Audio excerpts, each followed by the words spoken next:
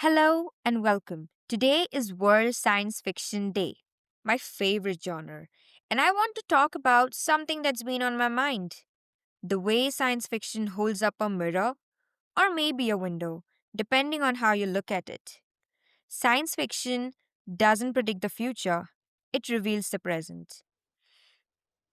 Here's what I keep coming back to: why do we need other worlds to understand our own?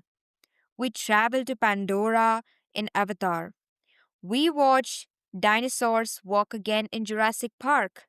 We sent Matthew McConaughey through a wormhole in Interstellar. We read Edgy Wells' time traveler journey to the year 802701 in the time machine. You see how far that is? All that distance, all that imagination, just to talk about now? Ray Bradbury said science fiction is the most important fiction ever invented. Not just it tells us what's coming, but because it asks what we are becoming. Some days, when I watch these stories unfold, I see warnings everywhere. The Terminator shows me Skynet, artificial intelligence that decides humanity is the problem. Jurassic Park reminds me that just because we can do something doesn't mean we should.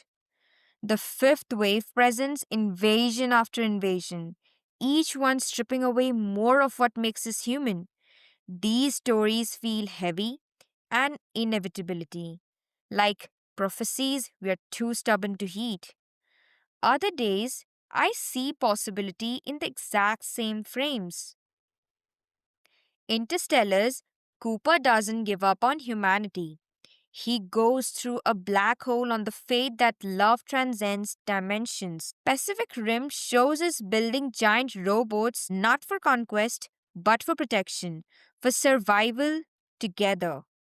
Avatar's Jake Sully finds connection with an alien world and chooses it over destruction. The same stories, but they breathe differently depending on the day. Maybe that's the gift of science fiction. It doesn't tell you what to feel, it creates space for what you already feel to echo back at you, amplified. When you watch the T 800 say, I'll be back, is it terrifying or thrilling? When the Jurassic Park gates open and the T Rex roars, do you feel wonder or dread? I felt wonder, to be honest. I love that movie. When Cooper watches decades of messages from his daughter in minutes, do you feel the beauty of what we'd sacrifice for each other or the tragedy of time we can't get back? I mean, it is so philosophical that all these years gone within just a few minutes and hours, the answer changes, sometimes in the same viewing. The Time Machine, my favorite science fiction book, understood something profound. The future is in one destination. Wells' time traveler finds the Eloy and Morlocks. Humanity split into two pieces, neither quite human anymore. But what haunts me is the question the book doesn't answer: which fork in the road led there? Which choices repeated over centuries created that split? And the even most dreadful thing is what even happened to the time traveler in the end.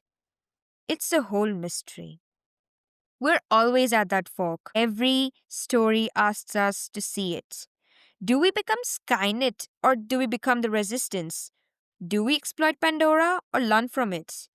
Do we resurrect the past without respecting it or do we move forward with wisdom? Do we build Jaegers to fight monsters together or do we face the waves alone? On World Science Fiction Day, we celebrate authors and filmmakers who dare to ask, what if? But maybe we should also honor ourselves, the viewers and readers who show up to these strange worlds carrying our own hopes and fears. Science fiction trusts us with ambiguity. It gives us spaceships and time machines, dinosaurs and aliens, robots and apocalypses, but also questions without easy answers. Are we the civilization that reaches for the stars like Cooper, or the one that burns itself out before we get there? Can we create artificial intelligence we can coexist with? Or will we always end up running from the Terminator? Can we meet the truly alien with Jake Sully's curiosity? Or only with fear and conquest? The answer is always it depends on who's watching. It depends on when. It depends on whether you wake up today feeling brave or afraid, hopeful or resigned. So here's my invitation to you on this World Science Fiction Day.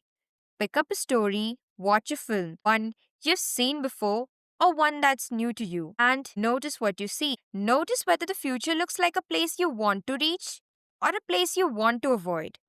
Notice whether you close the book or leave the theater feeling energized or exhausted, comforted or challenged. Then come back to it when you are in a different place and watch how it transforms. Because that's what the best science fiction does. It reveals which world we already live in and which one we might be building, one choice at a time. Thank you for listening.